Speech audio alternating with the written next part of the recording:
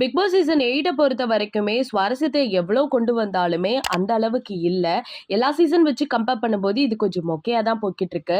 எல்லாமே நம்ம பார்த்த ஃபேஸாவே இருந்தாலுமே, என்னமோ தெரியல அவங்களோட கேம்லயும் சரி, டாஸ்க்லயும் சரி, பெரிய சுவாரஸ்யம் கொண்டு போகாம கொஞ்சம் லைட்டா ஒரு மாதிரி போரிங்கா தான் போயிட்டு இருக்கு.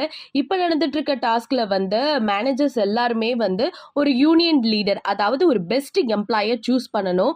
ஸோ அதுக்காக எல்லாரும் டிஸ்கஸ் பண்ணும்போது ஜாக்லின் என்ன சொல்றாங்க அப்படின்னு கேட்டா, யூனியன் லீடர் அப்படின்னா கொஞ்சம் வந்து மொக்கையா சப்பையா இருந்தா மட்டும்தான் பெட்டரா இருக்கும்.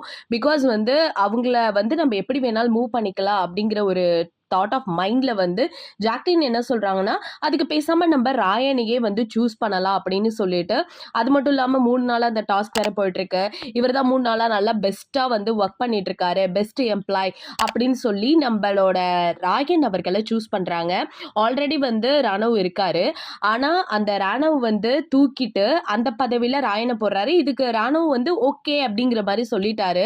ஸோ அப்படி இருக்க கண்டிஷன்ல பிக் பாஸ் வந்து என்ன நடக்குது, உள்ள என்ன டாஸ்க் கொண்டு போயிட்டு இருக்காங்க, டாஸ்க் நல்லா இருக்கா, 3 நாள் நடந்துட்டு இருந்த இந்த டாஸ்க் வந்து எந்த அளவுக்கு போயிருக்குங்கிறத வந்து யாராலையும் பதிலே சொல்ல முடியல.